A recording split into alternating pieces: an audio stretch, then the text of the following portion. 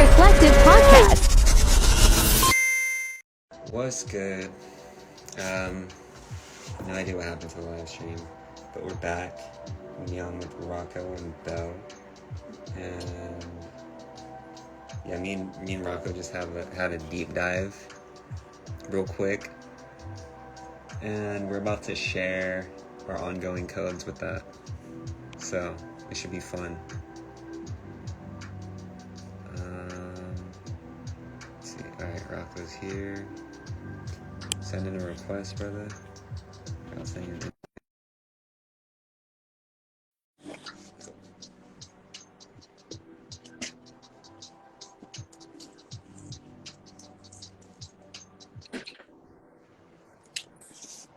Oh, cheap in the pipe.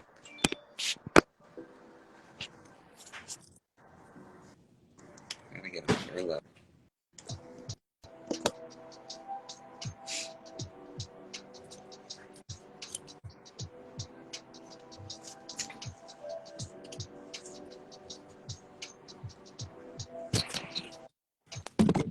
To the base in a second here.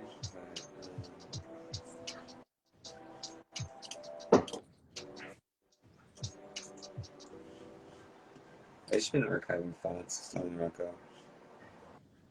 Then also, about 3 nights ago, before Jupiter went direct, I was archiving video games on this open source system called OpenEmu. Open Eden? OpenEmu. The bird. Emu.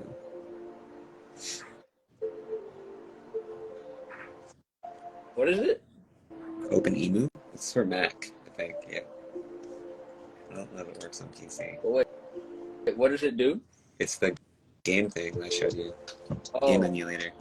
that's what it's called? Mhm. Wow. I feel like there's got to be a way that we can actually get this video file and even get the audio and transcribe the audio. There's definitely a way, because I think you can download the video, because I've done it before. And then we can get the audio file from there. Yeah. Streamline's being wacky, because like if I do a live stream, I have to stay on it. If I hop off, then the account goes way, way down, and they start glitching. So we can continue the live, and then people will hop on. But like for the 5 people in here, can you guys do me a favor and just drop hella emojis below and hit that fire button, hit the heart button, so that the algo can read that, get people in here, allow more people to stay. Yo, can you hear me okay? Mm-hmm. Do I sound like the audio's coming from the headphones? Yeah. Okay. Alright, so this on. Sick. Where'd you get that? Some like Hot Topic type of t-shirt and cut it out. Nice. Rocco's in creation flows. It's happening at the same time. So you want to drop back in that space? Yeah, so I noticed it's funny, I did live streams of just gaming. No one cares, really, when I game on live stream. Also because it's just the situation with being shadow silenced, right? But as I was playing these video games, I was like, all these games have the same exact theme. Like every single game has the same exact theme, and it's the direct mirror of the Matrix itself. You're a main character in the game, right? Depending on what type of game it is, you can gain EXP, you can gain items, right? And go on your main journey, or you can go on side quests. And what you're doing is you're up-leveling your character class, which gives you access to different abilities or parts of the map, right? So like that's akin to like doing your inner work, meeting the right people, being connected with the right people, so you can go to these particular places and spaces. It's all video game like rhetoric. And then you end up fighting, usually most times, if it's like a platform side scroller, or even like in 3D, right? Like Skyrim or something. You're fighting a boss, and then you gain the ability of that boss's intelligence. And then now you're able to utilize that ability. For instance, Mega Man, right? You beat a boss, you gain his ability, use that ability against other bosses, which are essentially aspects of our collective unconscious, which are these entities that exist there. And once we overcome the shadow self of these areas within the self, what happens? We eventually face like the demiurge, the last boss, Cthulhu archetype, which Resonant Properties has been like such a gem in showing me these things more clearly. But in every single one, almost, there's always some type of theme of octopus lore or squid lore. Interesting. Mm-hmm. In every single one of them. And Wait, there's so much hidden symbology every in single one of what? every single game Video game of all time? of all time. Yeah, it's Octopuses? some archetypal symbol of the octopus. Yeah, the void, the darkness, right? The controller of the matrix, controller of the system. So that was wild. It's shown really well in this Rick and Morty thing. What is it? Eternal or not? Eternal Nightmare Machine, I think it's called. Yeah, Rick and Morty in the Eternal Nightmare Machine. Rez does a great decode on it, and there's also stuff that exists online, but the shit in it is crazy. Maybe I'll pull it up in a second here. What's good, John? Oh, yeah.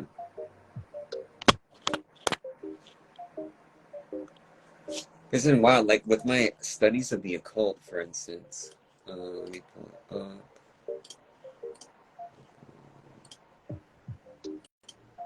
Okay.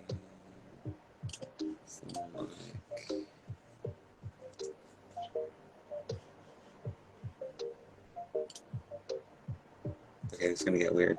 But then it bleeds into Pokemon too. So like in Pokemon, they're pocket monsters, right? They're animal totems. But these animals aren't just animals; they're jinn. What are we doing when we're capturing these things? We're capturing them inside of a Pokeball, right? We're capturing them inside some type of matrix, and then we're utilizing these things: jinns, familiars. Um, what else? Genies, right? Genies, jinn. There's other names for them, but they're essentially like uh, these unseen forces of the elementals, right? Salamanders, sylphs, undines, gnomes. These are jinns. And let me show you something. This is kind of wild. But essentially, in the Lesser Goetia, if we actually look it up, let's look it up on Pinterest.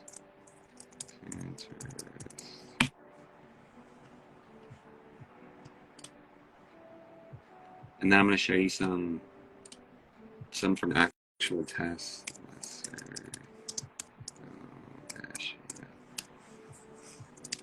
So Yeshua, the Christ, he goes to the after the resurrection process. What's happening during it is he goes to the underworld to retrieve like the key of life, to be able to actually ascend back to his physical plane and then beyond, right? And it's all alchemical, biological processes. But if we're looking at these symbols, right, these character archetypes, these are the Lesser Goetia. These are demons. They're daemons. They're spirits of the underworld, which is in essence spirits of our collective unconscious, spirits of the collective matrix system. And they all have names, right? All of these names that they have, their signatures, their sigils, their natures of their sigil, they're all circuit boards and nodes working within magic circles. Okay. So if we're looking at the Galatia, like these are their names. I don't want to show it too much because it's kind of dark. Each invoke it, but essentially, like these things are operating inside of containers of magic squares. So these things, magic squares, which are in essence codes within the matrix of understanding planetary planes, nets of planes within and without. You guys with me still? So It's basically like archetypical circuit boards. Like they're like we said it off the call just now, but they're like current streams in the ocean, and that's movement of pressure against geometry. So geometry is moving in the ocean floor, it has the shape that it does, and so the current goes like this. And so in that same way, these entities are quote unquote individuated aspects of this thing called demiurge, but they're also just like mountains, and they're like, exactly, yeah. that place is haunted. It's like, yeah, well, Exactly. sharp cliff, jagged edged cliffs are also dangerous places to go for a walk. Things have the energy that they have. It's like, hey, let's go for a walk. Oh, there's an active volcano. Maybe not that way. Exactly. And I think the Western Roman Catholic Christian trauma, or one of the traumas in the West, is this over-storification of things. And there are like character ways that we can identify these things in archetypical, as a Hanuman, is right in front of me. Like there are codes above and codes below, and codes are really about true sight and accurate sight, and being able to recognize the geometry of anything in your environment so that you can navigate that thing. So, but on a spiritual realm, you have to have a sight without your body's sight of the geometry of these spaces. And there is upper angelic geometry, and there's lower Ahrimanic geometry. So we can create a narrative that they have identity in and of themselves, and emphasize that, and give them caricature and narrative as if it's a personification of being a human-like figure. Right. Or exactly. Or we can zoom into the math, and the mathematics Exactly. is just angles and math. Yeah. It's just numbers. It's circuit boards of what? Tempo, pace, and rhythm, angular movement amongst nodes, positive, negative, electric, magnetic. There's only so many combinations of things in this realm, or any realms, to manifest as like identifiable beingness. So just feel the power. Also, you were like, not to evoke or anything, but it's like, yes, that is that thing that needs to be kept in sight and awareness. And just like, yeah, we're not trying to take a joy drive, on Indy 500 while it's a race. There's spaces, but this storification part that you're talking about with I mean, have you expressed publicly what you're doing with all of these you're like all the games, and creating these libraries, and creating these like archivical these archives of so many things. I mean, I have, but not to the extent of all of it yet. Because there's a lot. I keep keeping things secret for a reason. Because you need to allow for what you're birthing to be incubated and protected first, right? Yes, So sacred, kept sacred and secret. Right. I like your highlight of the storification, because essentially we're battling concepts of our own collective journey, right? Our subconscious subsets. For instance, like going on a hike and being like, "Yo, that area is dangerous," right? Yeah. And then traversing those areas. What's actually happening in that moment is you're traversing constructs of within the self of what is possible and what's not, like fear, for instance, right? An aspect of the Saturnic nature, or like shame, guilt. These are essentially lower Goetic Elohim aspects, archons that came from the original demiurge. Archangels. Right, with the lower dominions. So right. So the inverse archangels. So those angles in that demiurgic, but also anointed way. in a very curiously, because of the duel, the dance of the duel, right? They have Because power. like the archangels are above in the higher heavens, right? And these lower principalities of dominions of the lesser are within the kippur, which are essentially the lower unconscious end of things, but they have and serve their purpose to awaken us to the light. I really see it like a mirror, man. It's like, you know, you look down this way and you see this geometry, but you're seeing the geometry of above and below at the same time, because they always reflect each other's nature in each other. So it's like looking into like a liquid mirror pond. Yes. And it responds to where we look as well. Yes. You know, quantum physics has shown, you know, you stare at the particle, it stops acting like it does when you're not watching. Exactly. You know, observation affects the kinetic field. One of the big gifts that God gave to me was literally like hyper specifying to stop using the word quantum, which I think we talked about this, right. Which is super interesting because it's kind of like it's messy to talk about Ahrimanic and Luciferic, you know, stuff. But when you clarify them, you are less weirded out when they happen in nature, because they might, and then able to navigate what's going on intelligibly with context, you know. So important to highlight these aspects of the game. This would be the character moment where it's the for me, Hermetic and Hermes and the Hermit, and this whole what's the Gandalf like character that Hermes is? Tehuti Hermes. It's not. It's who's the Sword and the Stones guy. The Sword and the Stone King guys. Arthur, right? Yes, but who's the wizard dude? The wizard dude in what, Lord of the Rings?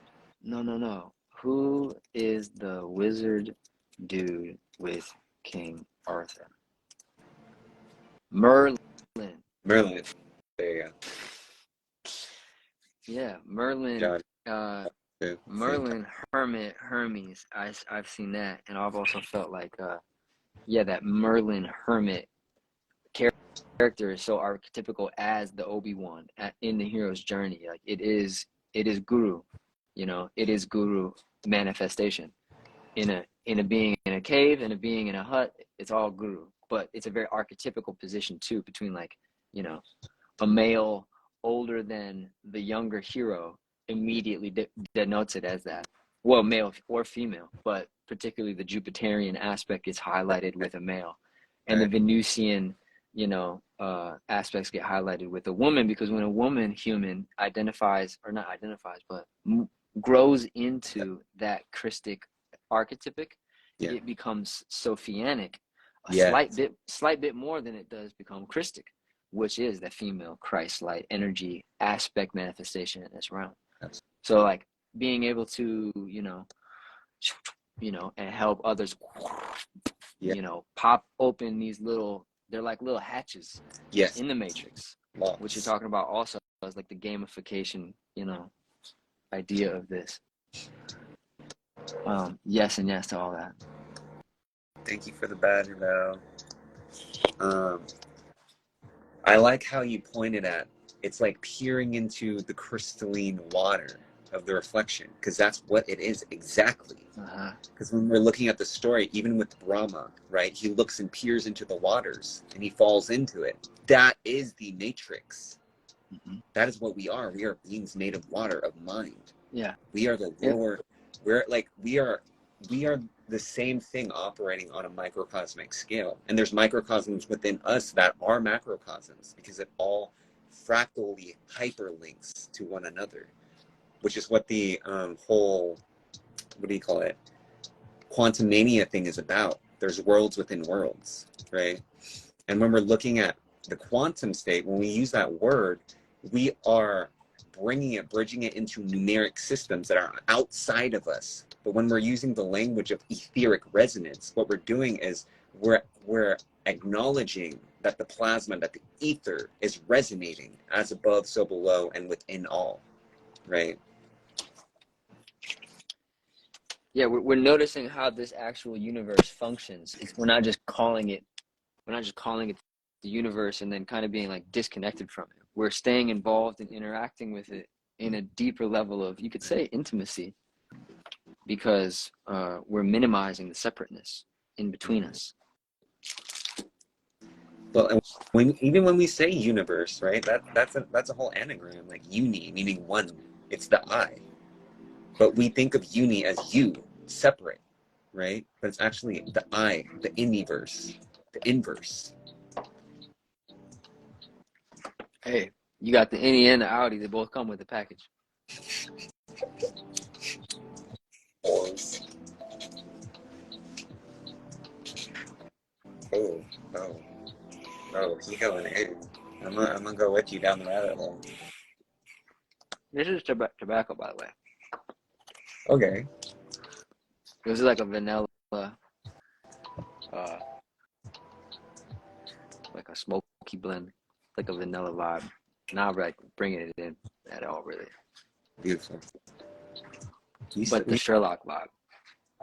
You still on that frequency of the cannibalism?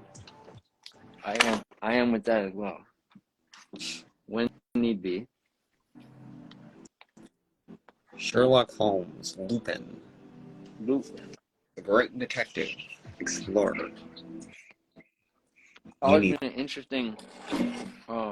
interesting feeling with like Sherlock Holmes and like wolves. Something about wolves. Yeah, these animals represent these nature. Like, so when we're entering verses, there's harmonic universes, there's entire octave universes and inhabitants of planets and planes, right? Infinite. So when we're entering these inner worlds, there are these archetypal beings that exist there, but the archetypes themselves have physical embodiment in their own designated planes. So Yeah, the wolf stay in your lane. Right? The wolf archetype is an archetype of consciousness, but it also has a physical embodiment in many forms and avatars across the multiverse.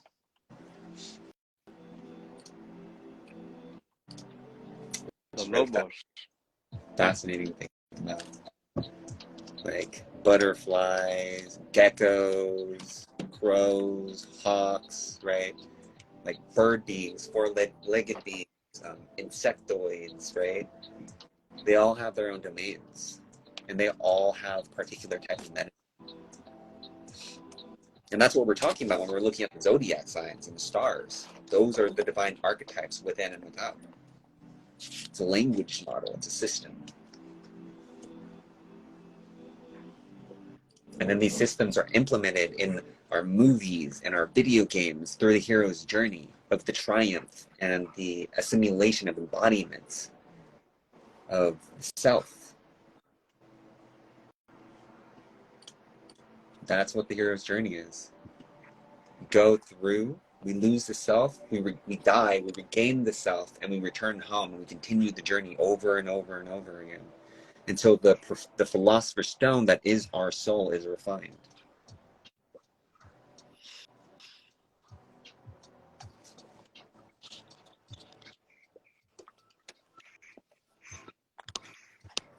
Universe, verse in you, yes.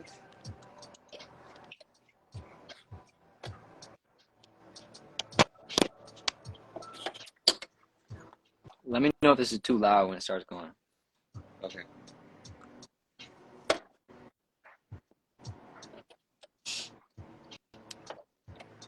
Softness melting.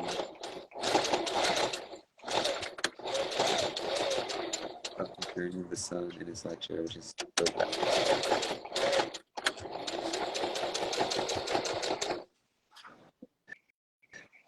It's a bit loud. It's kind of loud. Yeah. I can. I'll mute unless I need to hop in. I was thinking that too.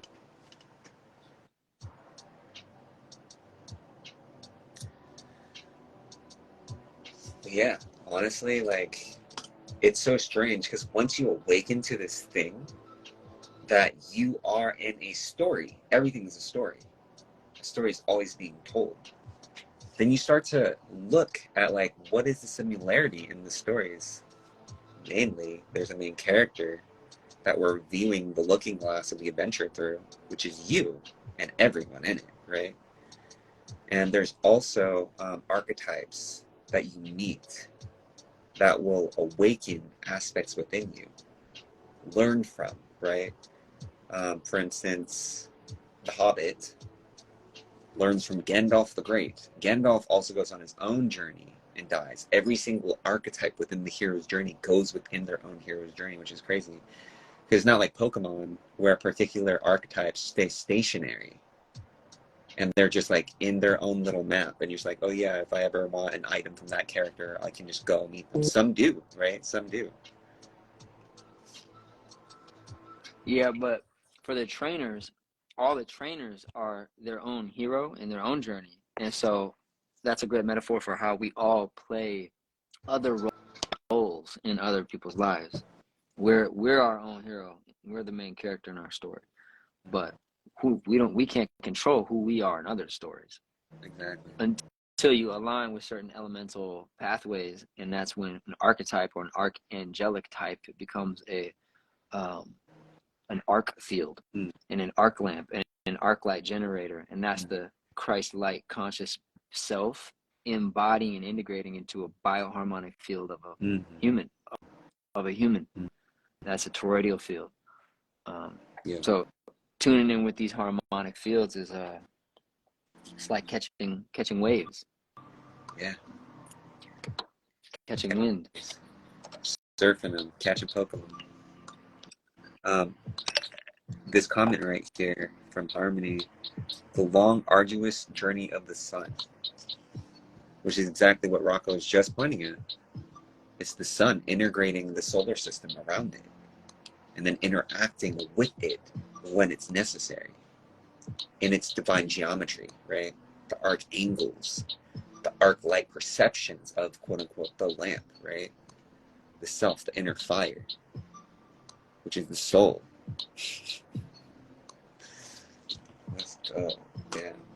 So many juicy codes.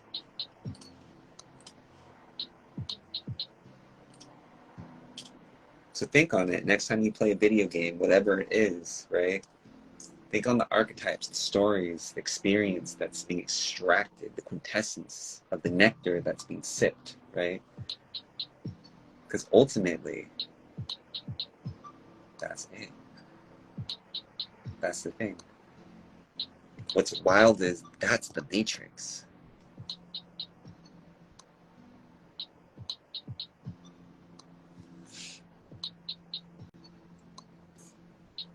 That's the matrix. That's the story. The story is the matrix. And there comes a point where you play these games over and over and over and over again, these hero archetypes over and over and over again, and then you just wake up and you're like, oh, this is a dream. I've been dreaming this entire time. I get it now. Everything that I see and experience, every person, opportunity, event, it's just a direct reflection of me, the self.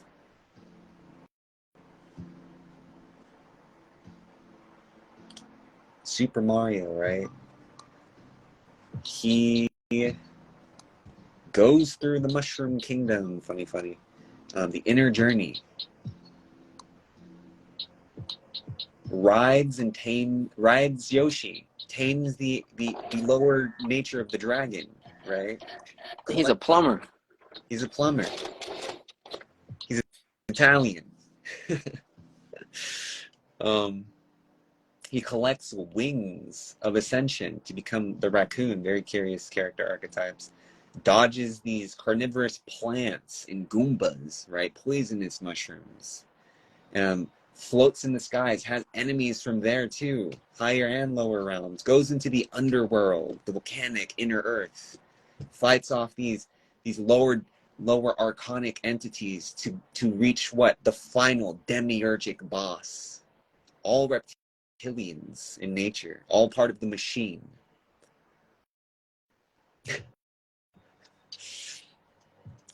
Rocco just left.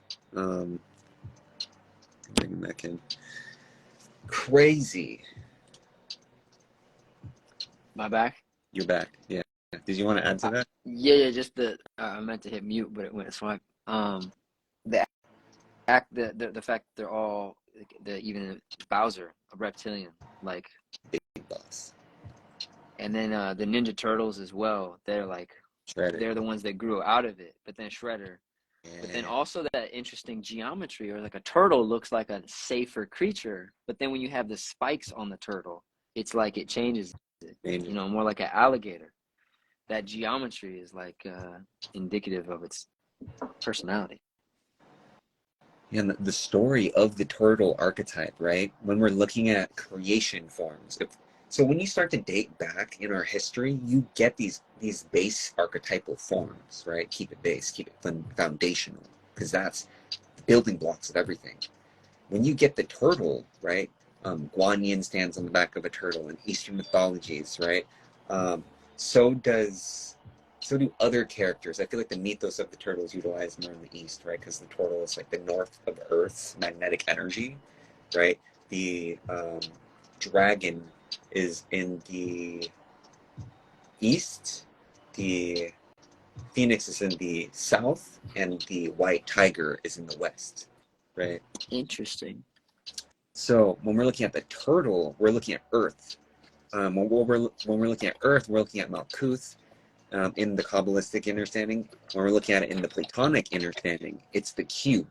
So the turtle represents the cube. The turtle represents the matrix. The turtle on its shell's cymatics has the 13 symbols of the 13 zodiac signs. It's the base world creation, right? And then there's inverses of it, which is Bowser, as we're talking about. There's upper and lower, every single archetype form. Right? There's duals of every single zodiac sign.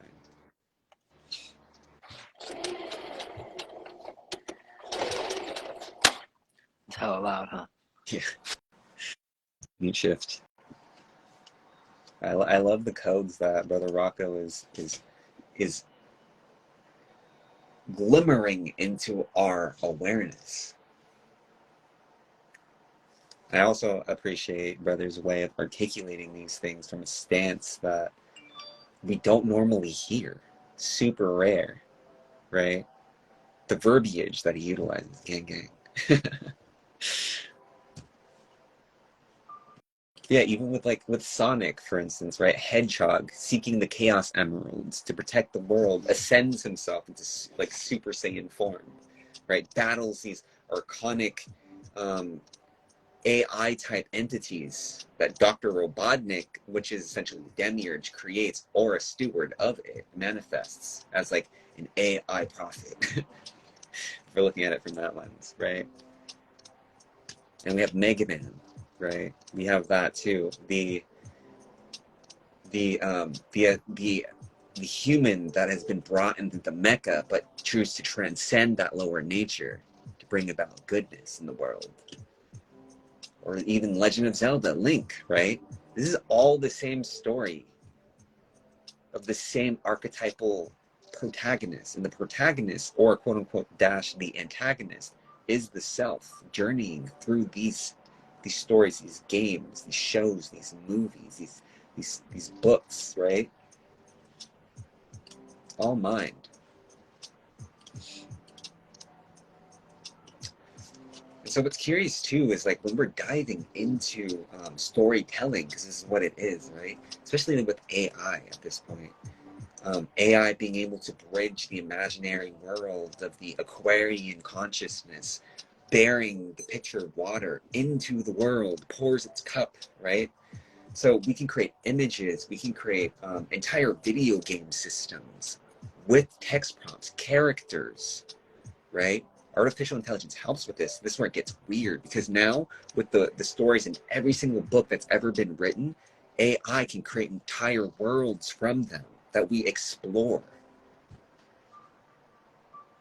So soak that in for a moment. Stories becoming actual matrices. What we create, what we speak becomes so.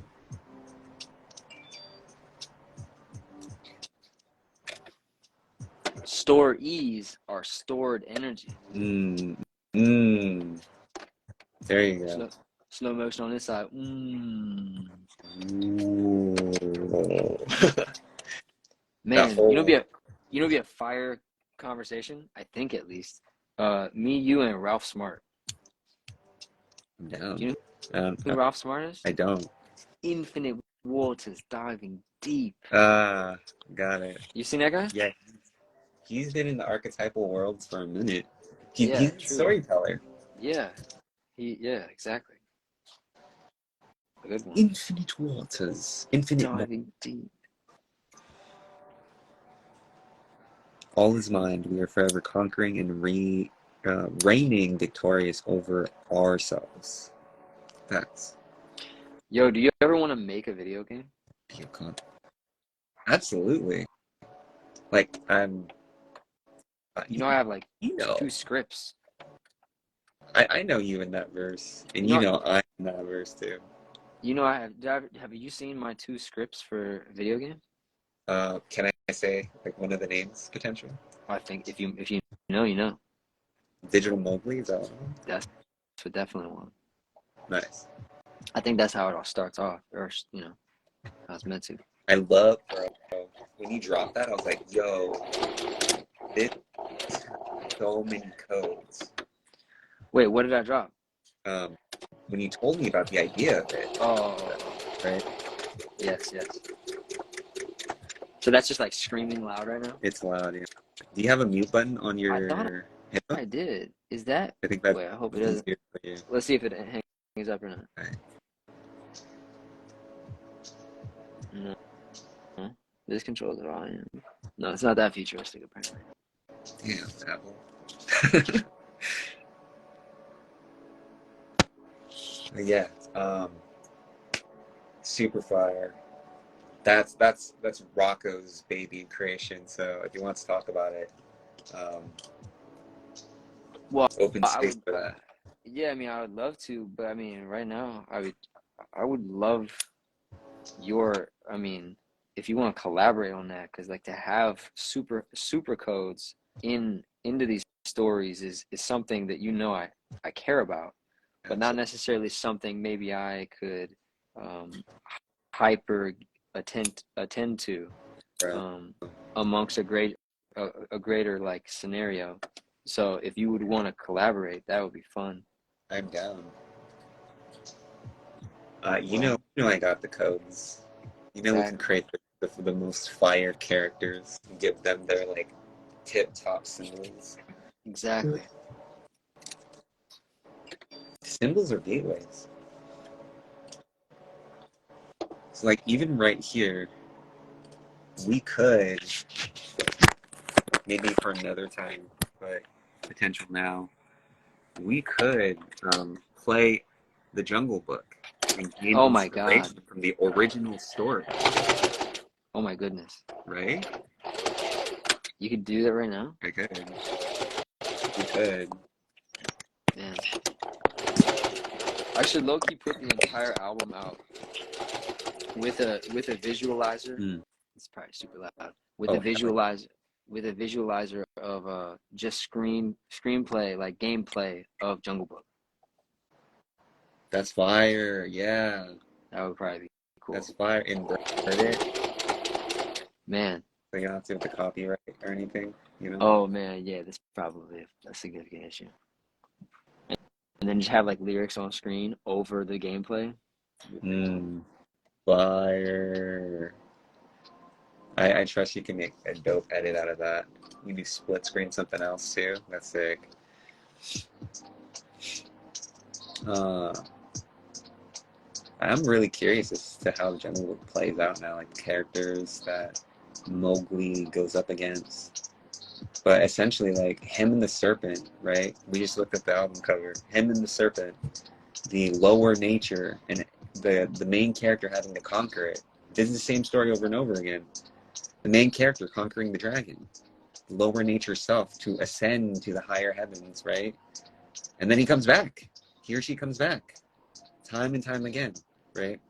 And there's the dual venture of the natures of duality, of the masculine and feminine archetypes, right? The intelligence of the womb, eternal abyss, right? And then intelligence of the light and order and structure. Chaos and order. Chaos and order. Duels of the Dance of 12. constructs of the mind, right? Yeshua's 12 disciples, 12 cranial nerves that surround the brain, which is another biological formation of a matrix system. A little more on the symbolism vibe of Jungle Book. The fact that it's like not from here, you know, not one of the ones that were the natives, not native, the human in the animal kingdom, but it's kind of it's like a fourth ray story, even though it's about a caveman type of dude, but it's a story of the heart chakra, and the heart chakra moving through animal kingdom up into human kingdom or domain. I always like that part. It's kind of like a fallen angel. Like it's a human, but raised in the jungle. But then has to learn about one's human self, but also has to learn about one's animal self, but risen animal self. Yeah. And then has to be the ultimate Tao, and be one that's able to be the guardian of, but also not lose one's innocence. Absolutely. Isn't Mowgli an orphan in the story or something? Something like that. He gets lost somehow or abandoned. Something like that. In the jungle. Have you heard the whole album from Mowgli? No, not yet. I feel like you should just have it. I have for Solar Falcon. Yo, that's a masterpiece. Oh wow, thank you, bro. Wait, well, if I go to my Dropbox right now, I send it to you. Hey. Yeah, send it. So we're talking about the matrix, the mind, the eye, the perception, the one watching and experiencing it all. And if we go more into it, the matrix itself is this. When it's all sectioned out into fractions, it's 64-bit coding. This is the mind. These are our senses.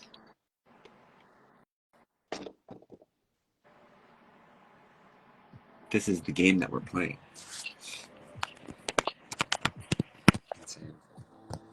It's all digitized. Yeah, so I have all these letters on this shirt, and the letters that I have is Chinatown Market. And I know Belle usually loves to do this, to like find what words you can make out of other words. Like if you cut up certain words, like what can you make out of it? So the word Chinatown Market is down here. Yeah. There's also some other random letters. M, by, far, A. But I found a bunch. The two that stuck out to me are entrenched and harmonic. Entrenched, harmonic. There's also tomahawk, which is pretty cool. To enter the trench, to enter the caverns of. What was the other cavern? Wait, what was the other word? Entrench, harmonic, tomahawk. Tomahawk. Interact, creation. Interact. Creation. I love the word. I love the word creation. Enter, act. To enter the action of, right? I mean, macaroni, raincoat, teamwork, theatric, trackman, waterman, martinet, merchant, retain. Bro, I like the word merchant. It's sick. Right? Mind. Merchant. Chance, the mind. He deals the symbols. Right. Which are essentially like the items in a shop, a merchant. Emanator, Earthman, Chimera. Chimera.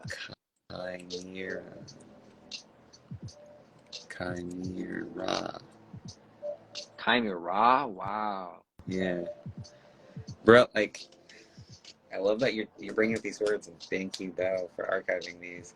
Which I'm wondering if we're gonna get a special appearance here.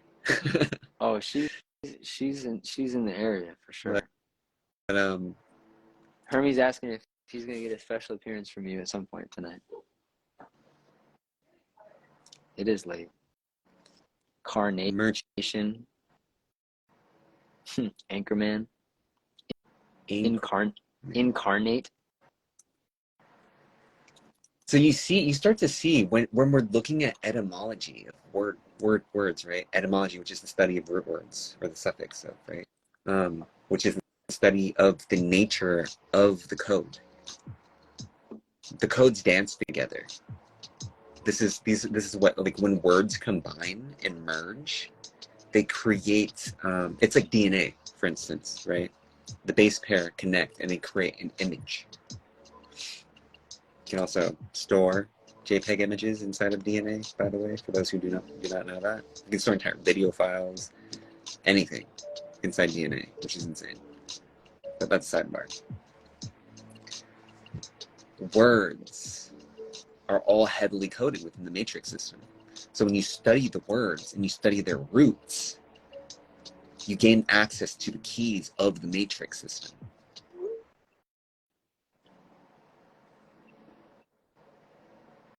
You get the back-end data code inside of the terminal, right? The JavaScript, the Python code, right? If you look up the word daemon with D-A-E-M-O-N, look it up. Look up the word daemon. Wikipedia, it's going to bring up a picture of Matt Damon. Potential.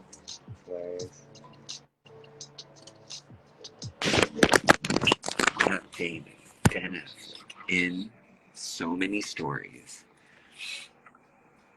Daemon. It's a computing system. In multitasking and computer operating system, a daemon is a computer program that runs as a background process rather than being under the direct control of the interactive user. So do you see that? That's what a daemon is. What is the word for spirit? Daemon. Angel. Daemon. Demon. Like daemon, which is spirit. For jinn. And then we can just dive back into the Pokemon portal from there, right? You want to spit codes on Ash Ketchum in his archetype? Or Jin from Tekken. From Tekken, the character, yeah, right? Jin. He was fire. Wait, wasn't he literally the dude who wore fire pants? I don't recall. I don't remember either. But we can pull it up right now. We can look at it. We could also play the game. It's just crazy.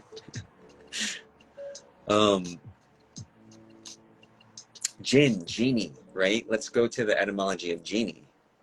What does a genie do? Grants wishes. 3 wishes. Wishes of what? The soul, the heart, right? The jinn is your divine will. The genie is bottled up inside of the artifact, right? It's your desire. The jinn is your desire that manifests into being and grants your wishes. Right? Egregore thought forms, right? We will into the divine, our creation from within.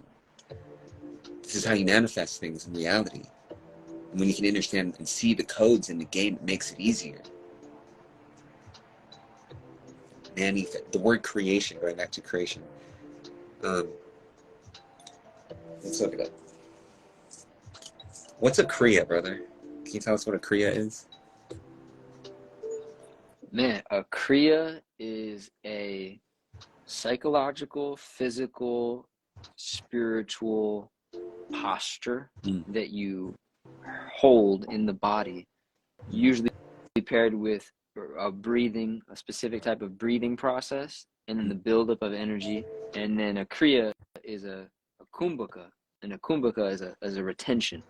So like in the body, you can have retention or contractions of certain parts in the body on command.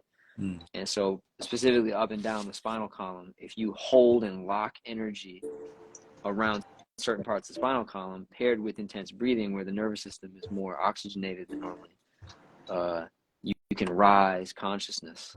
You can rise your body's Shakti. You can rise this thing that is latent and dormant often in the body, that it is like bioelectricity. That's a kriya.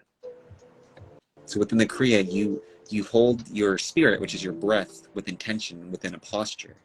Yeah. Show. So essentially, what that looks like to me is a symbol with awareness on it. What is awareness? Light, plasma. You're giving life to the symbol. And the symbol has geometry and shape to it, and shape is literally visual math. Shape is visual math. Visual math, light, organized in a certain kind of way. But a human in certain shapes has crazy geometry because inside it also has crazy geometry as within, so without. So it looks like wild shit. Yeah, well, inside even more, depending on who's driving the boat, you know. But yeah, kriya. But Fire cards. But this is also a kriya. Yes. And you know everything. So is that as a kriya? Yes. Yeah. But it's also, you know, it's a mudra. But a mudra is basically a hand kriya. Yeah. I guess kind of, not necessarily. No, a mudra is not a kriya, but a kriya might use a mudra. Something like that. Something like that. If you were a hand person, like in Super Smash Brothers, like Mr. Hand or whatever, it could be considered a kriya. It's an interesting little fractal warp there. But the word creation, going back to kriya, right? Kriya, body of, right? T, anything that has to do with the letter T is the cross section of the heart. It's the heart. Yeshua was crucified on the cross. Why? He's the heart. Talks about the intelligence of the heart, right?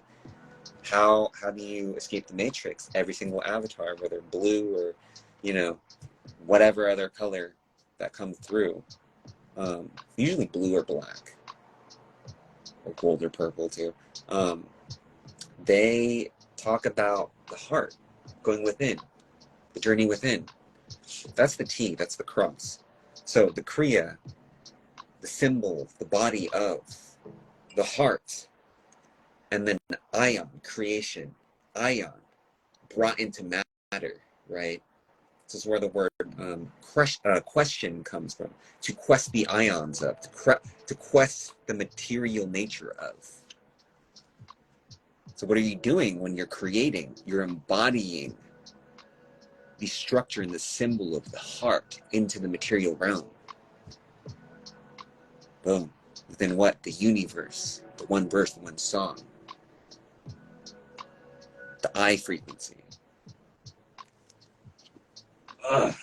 Damn. These codes. They hit fire tonight. I just noticed Mortal Kombat 2 is like the quest of the dragon. It's because the symbol of Mortal Kombat is the dragon. The high frequency is also a spatially referencing term. High refers to one's position, but it's also just a frequency. And again, to your point, it's the heart frequency. It's that higher octave out of Pisces into Aquarius is mapping with a different bioelectric grid. The Aquarian field of intelligence has a different buzz to it. I mean, something looks like it's just part of the old realm and the old world. It usually is. And it has a geometry to it and a vibration to it. And moving into the non just human heart, but the high heart, that Christ heart, the heart of the soul, not just the heart of the body that's, you know, flesh, but the heart of the soul. Its intelligence sounds different than the type of shit they usually got going on in these parts. The heart of the soul, the heart of the cards. Yu-Gi-Oh! That's what came. That was one I never got all the way into, was Yu-Gi-Oh! I fuck with Yu-Gi-Oh! I played the games, you know. It's so funny, like I have a secret project going on that I'm creating, but like it has to do with like understanding nostalgia and understanding reboot factors. Whoa. Happening over and over again within our movies, right? Like the Matrix Resurrection points at it directly, where they're just like Hollywood, right? The wand of the wizard of the holly tree that casts the media, which is Medea, broadcasts the spell of the illusion upon the mind of the collective to create etheric resonance with the reality that they seek for us to manifest for them, right? Hollywood, magicians, nostalgia, Matrix. So the Matrix fabricates the same story over and over again. Many different eras, but it's the same story. And we can see this through the archetypal tellings of like Greek mythology and the gods and goddesses, right? Egyptian mythology and the story of the Netru, the natures of being, right? The Sumerian gods and goddesses, and then their archetypes and their connection with particular races, right? The Helios Biblius, which is the Holy Bible, which acts as an alchemical sun book that when you can decrypt its ciphers, you can see the true story and archetypes behind it, right? All this stuff is woven into our pop culture and everything within like the constructs of the movies we watch. It's the same character told time and time again through different eras, different landscapes, through different time zones. But it's the same hero, and that hero is you. It's the self, it's the I.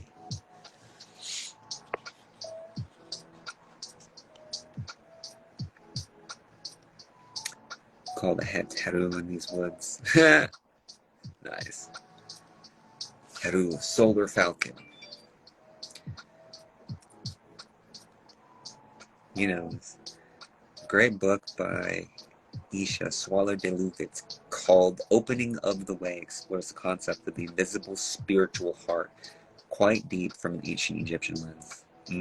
Absolutely, Joe. This is fun. It's been like an amazing live stream and then even more so, great podcast. Yo, what do you feel like it would be if you could have a podcast on Alex Jones's network? What would you do with it? All right, talking about this. Probably. Like if you had a Logan Paul style platform, what would you use it to do? I would talk about the arcane knowledge of pop culture. Right? So you still give them stuff that's like, you know, fun to point at in the Matrix. Absolutely, you have to. Because if it's not relatable, it's... What's the point? What's the point? Yeah. If it Where's can't the utility? Exactly. If it's too niche, then that's the group you're gonna hit. But if it's broad to the perspective of, yo, we're all in this shit right now. We're all in the journey. We're all in the ride right now. How much more relatable can that be? And still those who that is not for will walk from it, which is an interesting topic. Like this girl, not like she's talking about anything profound per se, but what's her name, like Bobby something, and she's doing all these like Right. She interviewed Drake and she interviewed Yachty. Yep. And she's doing this whole like, I even saw another clip of her on someone else's podcast saying how it's genuinely like a character. Yep. And she's doing this whole like monotone, I don't give a shit, I'd rather not even be here, what's the point, like anyways. And it's like a whole character of this like turned down, anti-presentational, you know, super like inverted and like what's the word, reluctant to engage, you know, a paradox right there, like a host who's a reluctant, even just like, why are we even talking? Like, wow, that's an interesting place to do a conversation from. Right. But I think that is part of this return from the other end of the spectrum, which is like the 1980s, like Tom Brokaw, welcome back everybody. Mm-hmm. And this whole presentation consciousness. Yeah. That, you know, both polarities of the gender spectrum have been on all over pop culture, hyper presenting. And so in 2023, I think it's called postmodernism, has these tones of anthropologically being tired of the game. And so like a show like Seinfeld, this is pretty presentational. Or no, what's the one with Larry David? I'm blanking. Hassan loves it. But it's like the whole thing is that there's lack of a thing. It's like there's a whole thing is that it's like so real. Like it's like Seth Rogen comedy. What did I say? Seth Rogen. It's like Seth Rogen comedy. But it's funny too. Seth Rogen, Joe Rogan. Right. Out of all the names, those are interesting connection vibrations. It's also like between two ferns vibes. Now he's a whole nother he takes that same thing. Right. We're talking about Galifianakis. Galifianakis takes it further into that world of which who else did that? Andy Milonakis did that. Yeah. And I was just thinking about him. And then there's dudes who did it in the Narwhal 80s. too, right? Well, Narwhal's kind of like he's an eccentric, but he's very presentational. But he's also, I would say, he's a combo because he's partially presenting and he's partially being so himself. There's just a super turn up with him, and he really comes across like maybe that's like he's got to come down at some point. It's like a hidden turn up because he just be knowing shit that like he's in the CIA or something. Yeah, the reaction that he's got from everybody is really cool. Right. Well, like, all right. So what we're looking at right now is like the hero's journey through the lens of an interviewer. That's curious. Right. Through interviewing, which is very fascinating. It's like you don't have to slay dragons or battle them. You could interview them. Well, any really good interview, all in its own, just one piece of content, a really good interview. Yeah.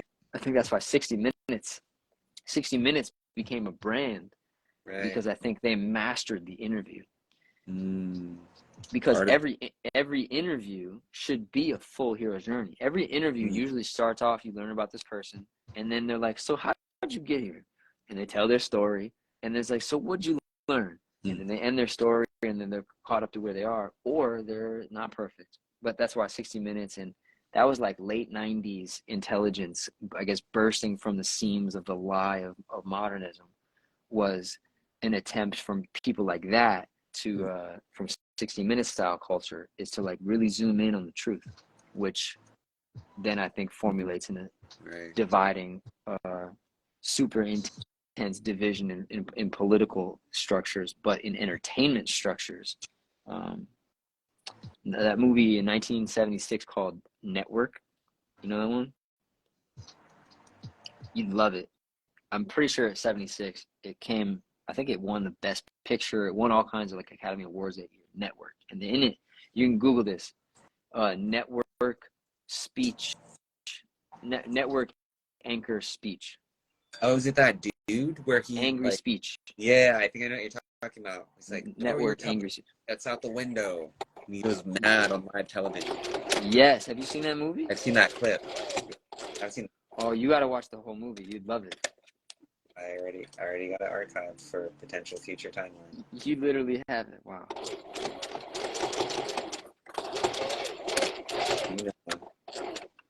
I mean, you're diving into the movie archetypal culture. Man. See, I'm saying with your humongo archival vibe, like us doing sessions like these, but like live somehow, or with like other homies here, and then you are controlling like a big screen or projector, and like everything you look up and bring up can just go onto the wall. Podcast,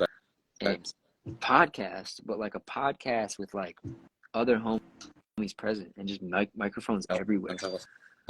Literally everyone just, but there's like a central conversation that is definitely happening, but like everyone's making art and doing their own thing, Right. and like hopping in when they feel called to. But it could just be this at the beginning too. It's just like 2 microphones next to a sewing machine and you in your spot. I mean, I Whatever love it it. is. Like, if the character archetype is beloved, of course, there's going to be a desire to view it, right? Like, for instance, I don't know. I'm just thinking about, like, No Jumper, for instance, right? Interviewing X, other homies just around doing their thing, smoking a blunt, chiming in whenever necessary, right?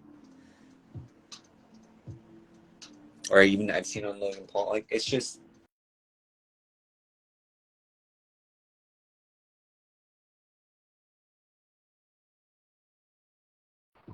this Rocco man knows a lot, so cool. Oh yeah.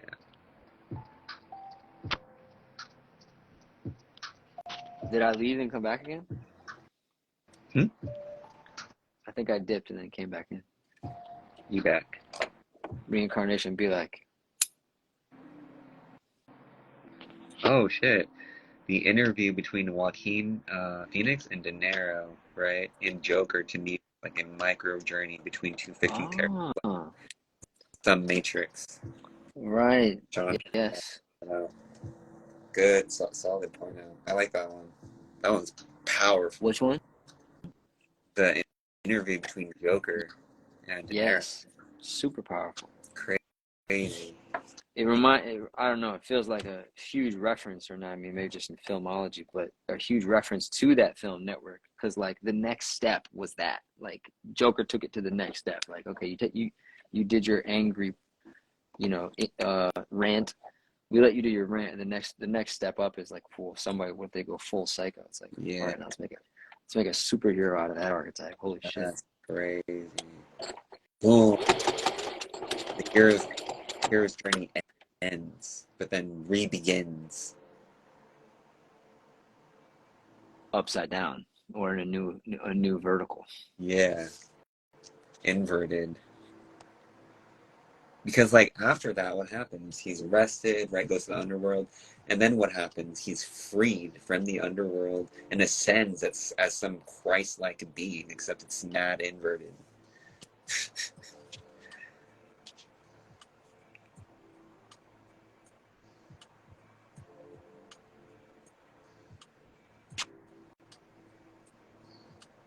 Yup, yup.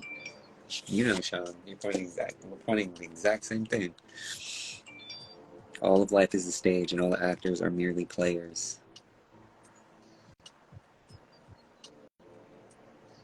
Facts, bars. What's that? Who's that one dude? He wrote Dante's Inferno.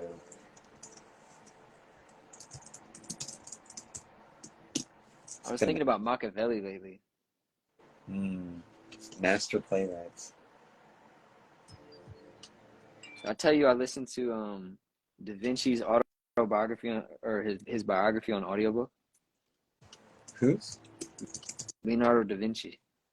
No. What? Yeah, bro. You listened Incredible. to his book? What's it called? Well, Walter Isaacson, the dude who I think he's like the greatest biographer alive, or at least he's having an amazing run. Steve Jobs, Einstein, I think he did Benjamin Franklin, and he did Da Vinci.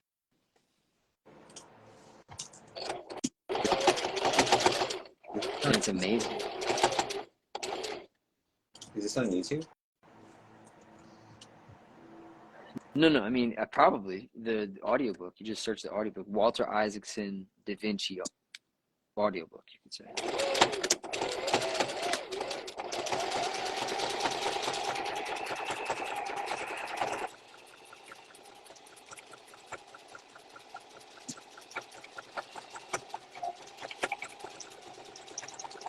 There. Definitely save this to watch later.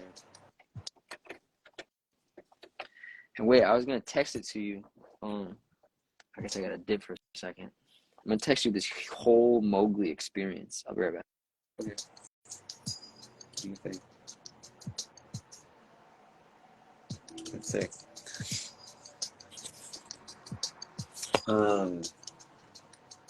I gotta read the Divine Comedy because within the story, right, of on stage and off stage, like all the character archetypes there, the gears and the cog of the game are present. So I just sent you all the whole situation. So there's audio, but there's also a bunch of other stuff in there. Sweet. Thanks, brother. Definitely check it out. Where'd you send it on? You should text. Okay. Mowgli, the Mowgli experience. Yeah, I didn't know your email. There. Don't know your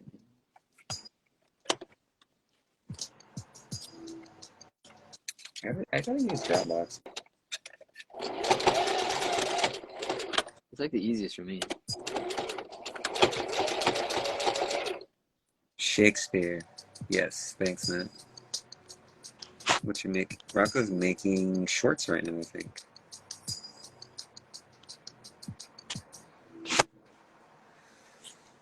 Bro. I didn't even, when did we meet? In like 2017? 2018, I think. Me and you? Yeah. Like 2017, I think.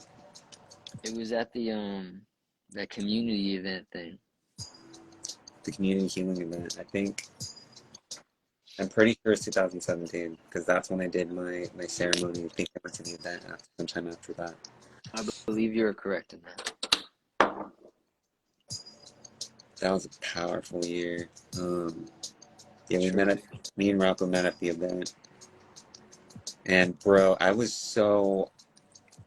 completely sober, but I felt so high. Like I was like in a completely different frequency of consciousness.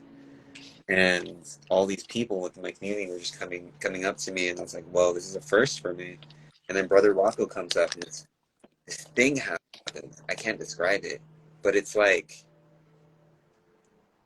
it was a canon event, straight up.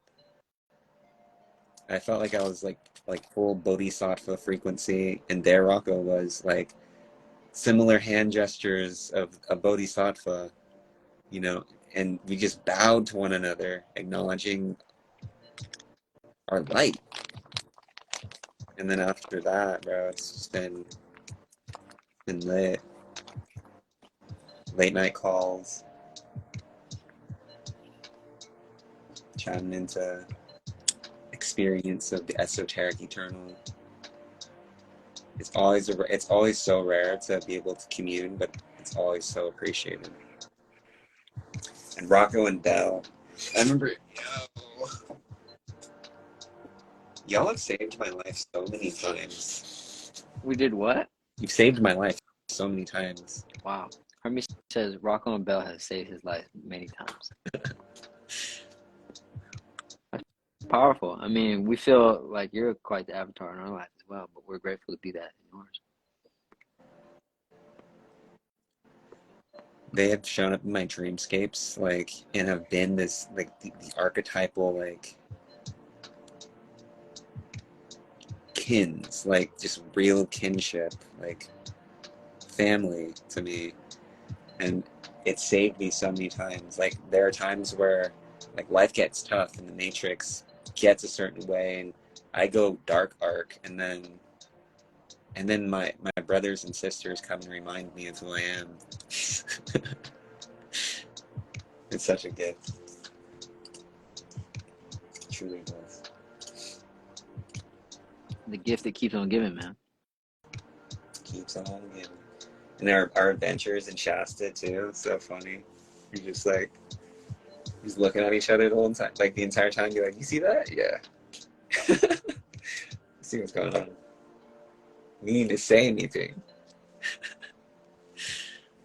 But also such potent codes of like evolution. Black Panther medicine. Jaguar. Jaguar. No, man, you've been an incredible avatar manifestation in my field. You've been the anchoring of, I mean, one time this person was like, "So you believe you've been reincarnated?" And I was like, "I do." She was just like, "Who do you feel like you are?" I was like, "I'm not 100% sure yet," but she was like, "But who do you think?" I was like Thoth, Tehute? And she was just like, "No." I was just like, "Eh." And then I had never met anybody else who said such a wild thing. Um, and then you literally, it was your name. And I had said this phrase around that time where I started, I think, releasing that reflective energy in the field. We start meeting avatars. You know, when you're ready, the mentor appears. When the student is ready, the teacher appears. When the brother is ready, the brother appears. When the lover is ready, the lover appears. You know, it's a karmic connection that unlocks, I think, geometry in the grid, geometry in the field. So there's like a part of me that was barely active of, you know, I've said it, I'm pretty sure I've told you I've said it.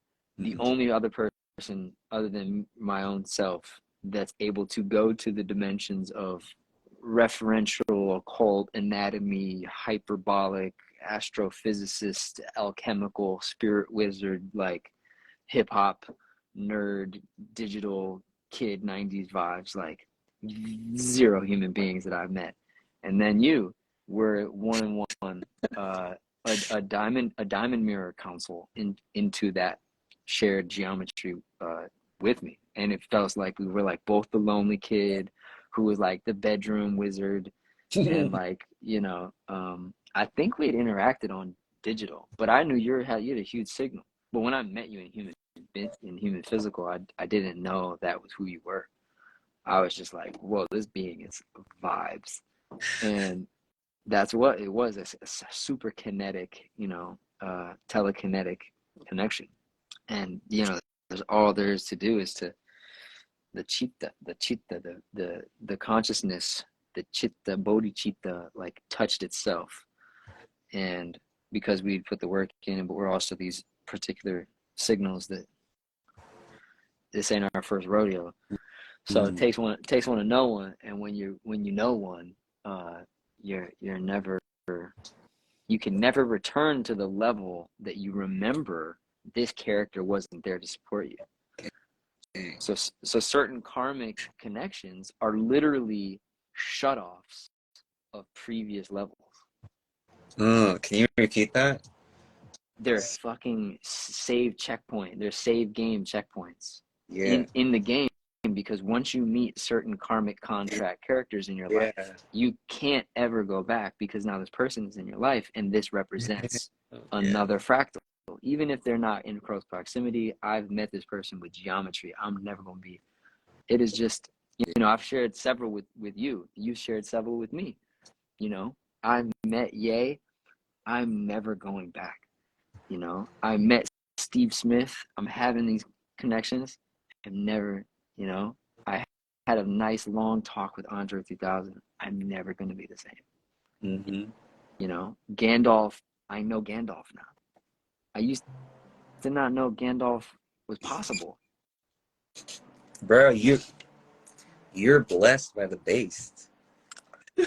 I always knew Lil B was on something. Yo, so crazy. You I would love to do a like one of these super like no one's ever done it as comfortable and as relaxed like this, like in a dope art studio. You got your whole setup. I have a setup. Me and Nolan's making beats. Like we're cutting, we're sewing, we're making clothing. I think you have to come to the ranch, bro. Bro, I'm definitely coming through the ranch.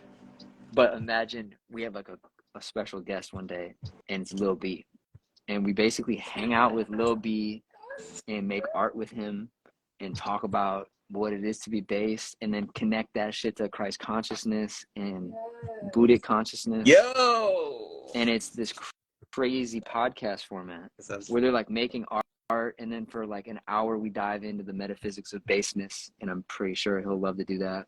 And we'll probably confirm certain things he knows intuitively, but we're like, okay, so that's Shiva.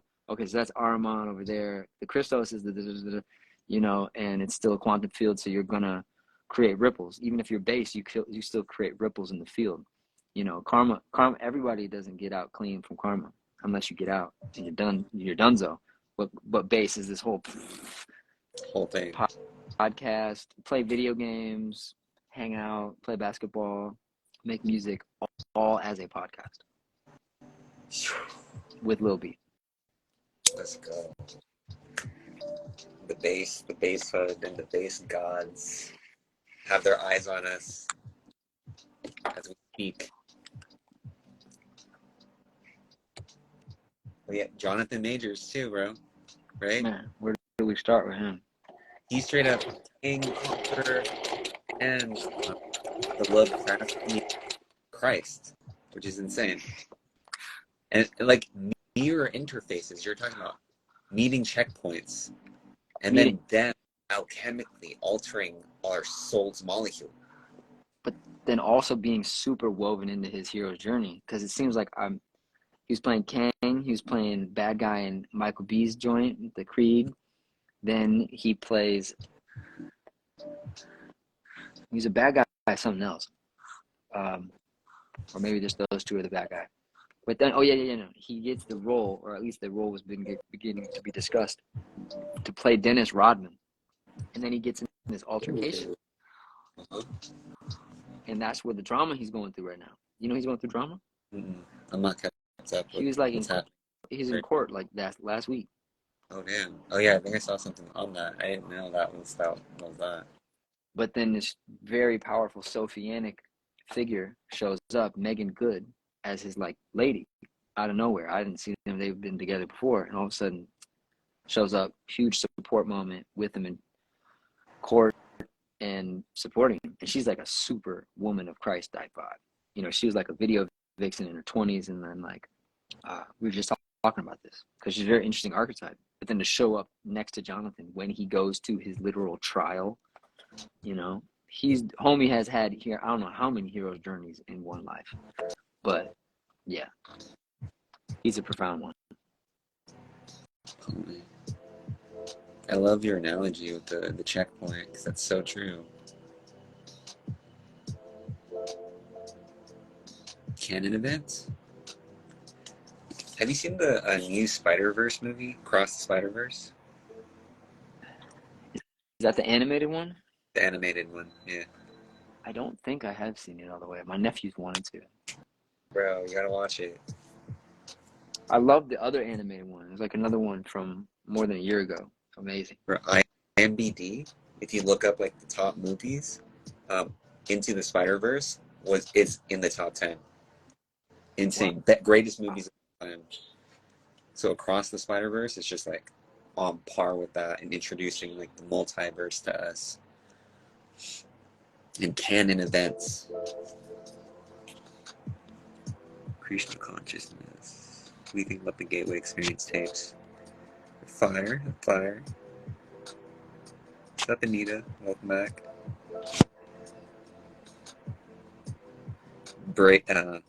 Matt Scott 90s, his bass, booty brother wizards. Yes, I like that. Bars.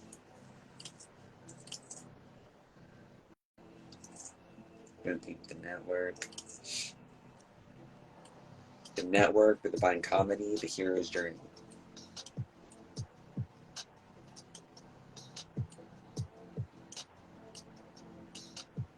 And Leonardo da Vinci's autobiography.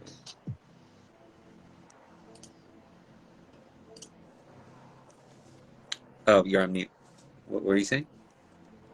Thank you. Now I'm on Marcus Aurelius's Meditations. It's a composition of all these journals that he wrote in, and they were never meant to be public. They were all very private thoughts, but it's incredible, philosophical, juicy, like super base stoicism.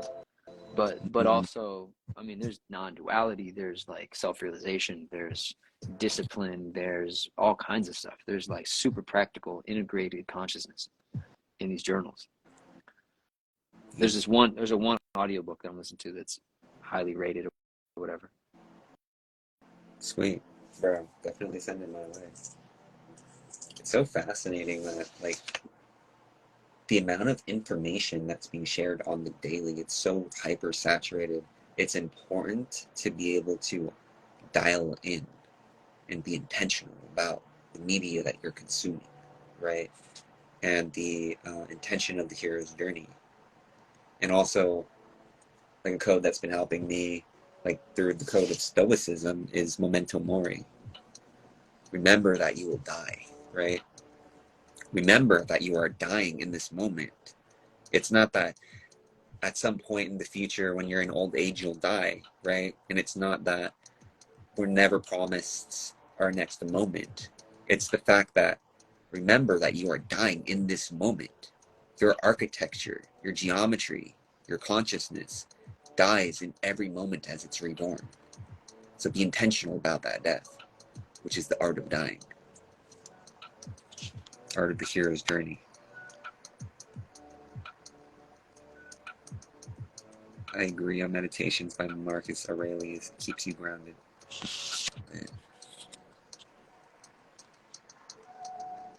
What was that one dude's name?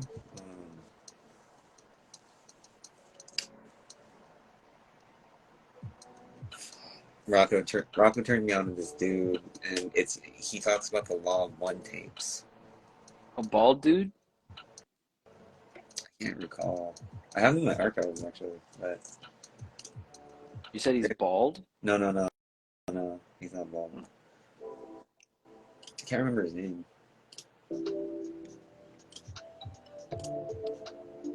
Bentinho Massaro? Is that him? I was thinking that. I was like, I don't know if that's him. Man, I just had a profound connection to a human, to more than one human who's been very near him, and just felt his energy in the field.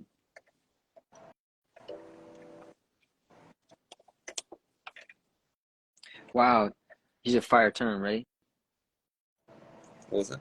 Fire term? Now here's a fire term, ready? Proximity symptoms. So when you start getting close to a growth moment, you can have a breakdown, you could just get more tender, you could get sick, you could go through a medical situation. You have symptoms as you near your electromagnetic primary contraction checkpoints. When you have these super intense electromagnetic contractions in your body, mind, spirit, consciousness, it's a breakdown. Every breakdown's a breakthrough. It's like moving to another octave, moving to another bandwidth or tone of the same octave, or key or melody of the same octave. But it always has some type of departure from comfort with it. And so every departure from comfort is a new manifestation in your body and your mind. It's a nervous system environment that hasn't occurred before. So a molecular, atomic, neurological new environment is part of every quote unquote mental breakdown, spiritual breakdown, and simplified as ego death. So as we near every ego death, we get proximity symptoms. I like that. That just hit real clear. Proximity symptoms. That's dope. Proximity symptoms is on par with a karmic structure in terms of vocabulary that I picked up from you that I really, really enjoy. Wow, that's definitely one of the most used for sure. That's on the speed dial. I talk about karmic structure nonstop. It's the only way to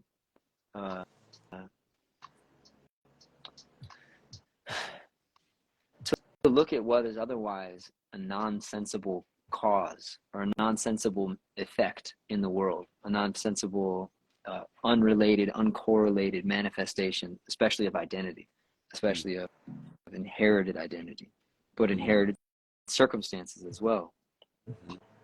If you just look at the manifestation and the shape of it in the observable physical world, you won't see that it actually arrived at this physical moment with spiritual momentum. it's achieved a density, it's achieved a state, it has shown up as it is right now, not without context. And there's a dope phrase that stood out to Bell and I last year. The context shapes the content. The context colors the context colors the content. All content is its context also. You know, a shape is not a shape. A shape is a shape in an environment. You have to reference it somewhere. Virgil talks about this high level. You know, he says you can put a shoebox in a factory and just like a bunch of next to a bunch of other shoeboxes, or you could put a shoebox in an alleyway with graffiti on it, or you could put a shoebox of graffiti in the middle of an art museum, and it changes the meaning of it. Yeah. Environment. Yeah. That's how. Karmic structure. So everything has karmic structure. Everything has levity. Everything has like a certain level of intelligence in its implicit, it's obvious, explicit design. It's like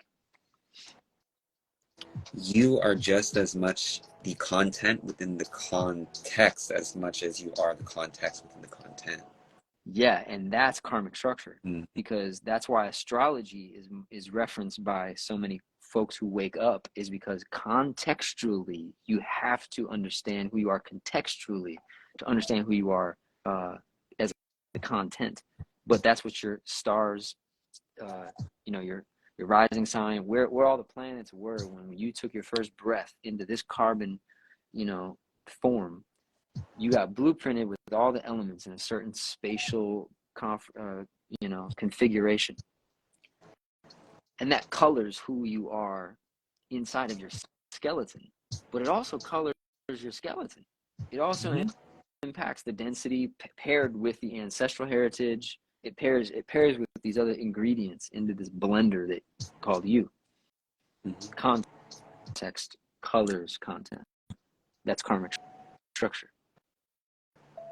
It's like this thing that I'm looking at. It's like a tea light candle, which is the symbol of the sun, which is the symbol of awareness. The context is the boundary layer. The contents of what the awareness is peering into is manifesting the flame. Also, Rick Rubin. That is the Tao. The Tao, yeah.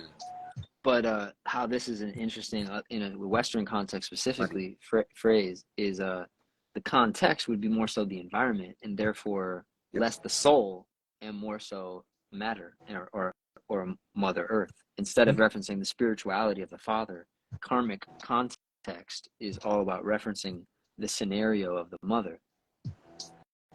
Interesting. And why the Mother? And because Mother is mater. And in yoga, they say there's basically the Purusha, the soul self, and then Prakriti is matter.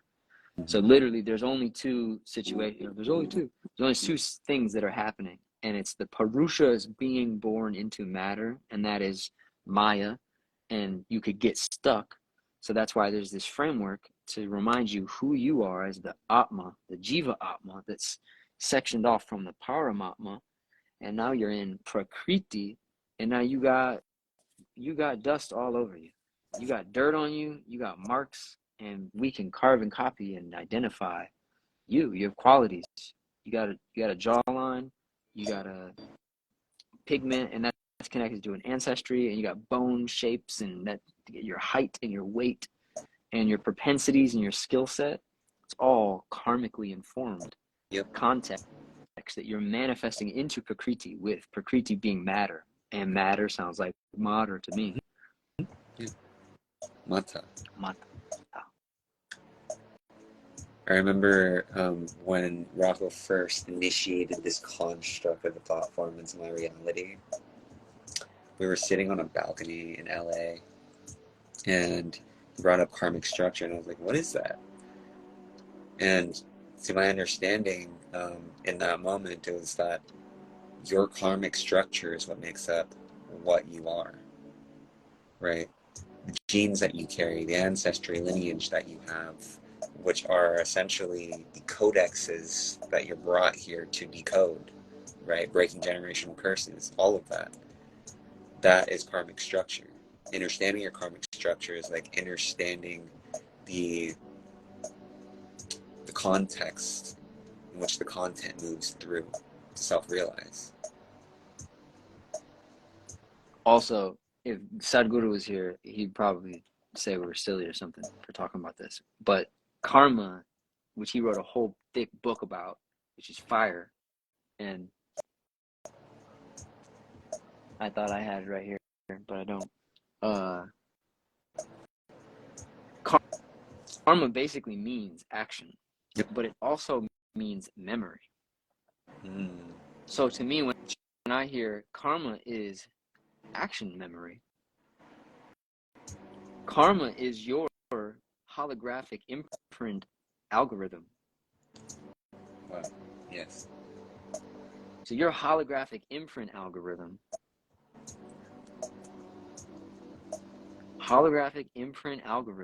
is like, I see this image of a footprint on the snow in an infinite field. And that snow stores every interaction with it imaginable, possible. So every interaction with it, Bell with the find, karma, Sadhguru. And Bell went to inner engineering and had life-changing experience. And got the Hanged Man on the cover. A couple months ago. Yeah, he's so quirky with all of his uses of symbolism and stuff. And he's able to say the most incredible stuff in the most clean way, like very direct and yet also like super simple. A lot of just storytelling. He encapsulates it with storytelling, but then he goes into the science of it. He describes, I mean, everything for the left brain and everything for the right brain. So if there's any Isha students out there, Isha is amazing. Got an amazing brother named Blaine who lives at the one in Tennessee, and we went there and he did a darshan. It's powerful, bro. There's so many people like you and me, you know, young people in the studies of the spirituality they go there and they live there. It's like a legit ashram. They got like all the amenities, and they're building like an apartment complex on it, and people are like moving there. It's kind of wild, but it's beautiful. Everyone has sadhana. Everyone, you got some type of job at the whole location, and you rotate. Very, very wild. But yeah, imprinted in the Akash, in the matter. Matter is Akash. Ether is Akash. The fifth element that we as elementally surrounded beings, but in our truest nature as the Atma, the idea is the Atma is like, it's not an element, it's spirit, and spirit is manifesting into the elements. Also, you got to identify spirit is an element, but it's technically a non-element element, or it's the binding agent of the elements, the most subtle of the elements. So the Jiva Atma is clothed. The first thing the Jiva Atma manifests into with Prakritis in manifested form is Akash. It is ether. Mm-hmm. So you as a soul, you got an IP address. Mm-hmm. And your IP address is your social security number, and anywhere you've ever been, we got you on tabs. Within the multiverse. Anywhere you've ever been in the multiverse, you left a mark. Mm-hmm. They got you on a face scan, or they got your like invisible etheric thumbprint, basically. So it's proof of all action you've ever done. That is your karmic or Akashic record. Yeah. That's your Akashic records. Why someone sees your Akashic record? Oh, damn, you've been some stupid shit, huh? You really came to figure some shit out this time, huh? How do they know that? Well, it's all over your face. It's all in your field. It's all over your being. It is your aura. Yes. Like the Saturn moon matrix. The moon pulls in all human experience. So too does the sun, and it records it in the Akasha, which is the memory field, the magnetosphere of our plane. our planet. That's how you access the Akashic records. You have your own individual Akashas too, which is your aura.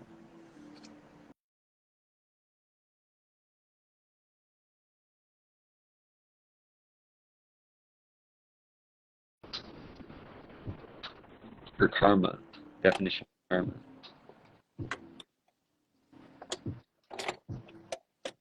I would say to access your karma, also another way to say it is you point your I am presence at your inherited situation. Hmm.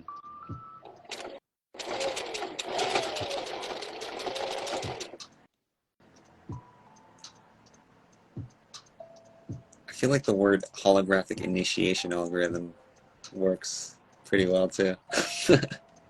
That's a pretty solid compound term. Holographic, is it an initiation or holographic imprint algorithm? Imprint, I like imprints. Yeah. Imprint. Either one. Yeah. It's all those things. I gotta get the name of that book later. Let's read some of these comments. Isn't death birth and birth death? Yes, they're one and the same, wearing two different masks. Law of One by Ra, yes. Always trying to do the right thing, be the best version of just in case today's last. Yes. And there's no trying, there's only doing. Answered what karmic structure was. Always get so juicy in these conversations with you, bro. And the textures that you bring, dude, it's akin to the freaking clothing that you make. Very rare. Thank you, bro. That's my most funnest place to exist in all of the multiverse. Is the most fun, most well utilized time possible from the Diamond Heart. Yo, I realized I don't think me, you, and Tree have ever done a live. And then I don't think me, you, and D-Rock have ever done a live. Nope. And then I don't think me, you, and Hassan. Blessings to the brother right now. The what? I said blessings to the brother right now. Yeah, yeah. D-Rock. Sending blessing and healing and strength to his mind and his heart and his body and his soul. Hassan, my friend Hassan. Yeah. I don't think you've spoken to Hassan at all, huh? Spoken to him. Oh, you have. And Nolan too. We gotta do a live stream with Nolan. Nolan, please, yes. That would be amazing. And then who else? I haven't talked to homie Schmo in a long time. Yeah. He's around, he's doing his thing. I talk to him like almost every day. Oh wow, amazing. Well, yeah, bring him in at some point. And then homie Andre, I don't know where he's at, how he's doing. Andre, yeah, he's doing his thing. Yeah, we have so many curious characters in the journey that we've come across, which are just reflections of the self. Love to have on a podcast, love to do a call. So much like artistry can be birthed from that, and mastery.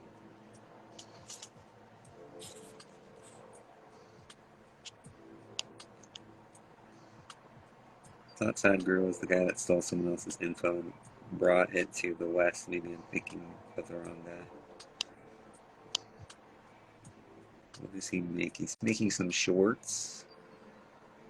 How's your skin and hair so pretty? That's funny. I don't know. It's jeans, I guess. It's just my avatar's archetypal karmic structure. Yeah. Yeah. Exactly.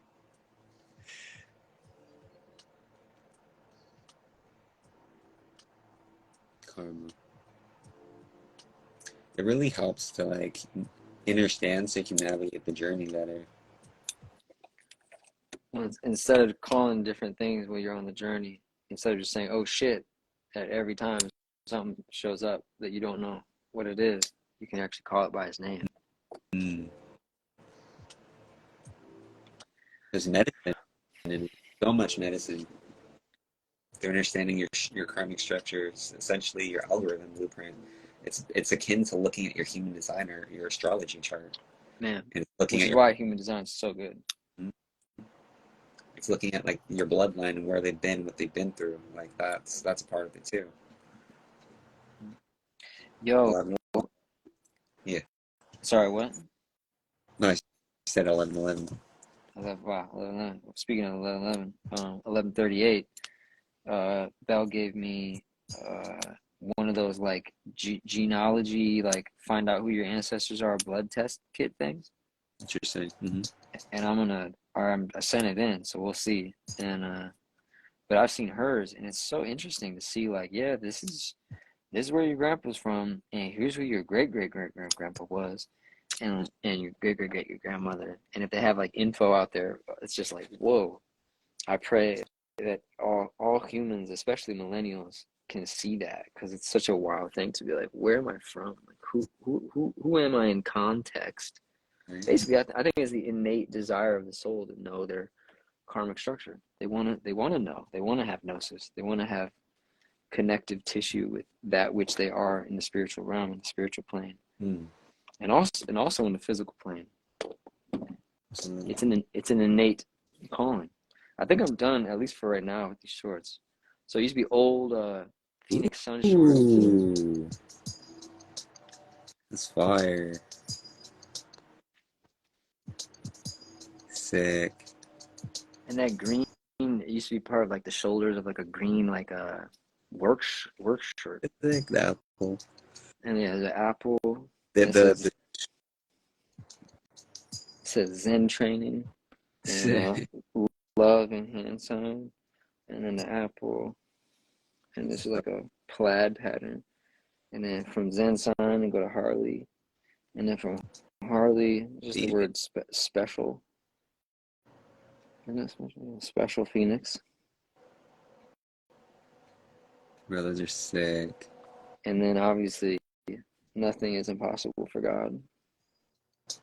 Nice. Did you get that on print? Luke 1:37. Luke 1-7, right next to Ra, funny enough. And this kid's laughing, but he's behind some orange. Those are so And then brave. powerful. I like how the shoulder thing that you integrated looked like visors. I made these a couple days ago. These are a little shorter. They were just that thing.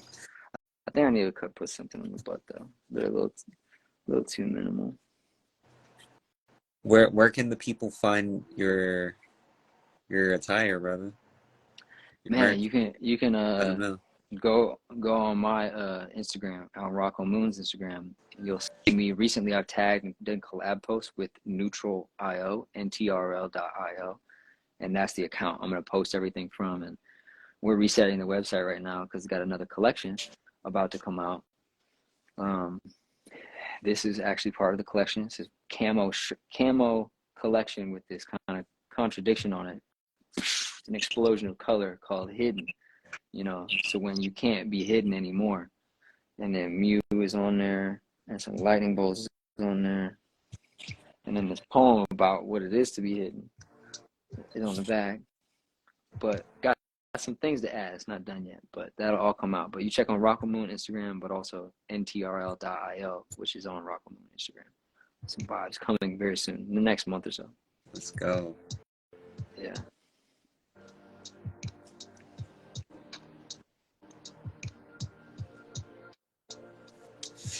Man, yeah, getting your help on Mowgli would be a dream.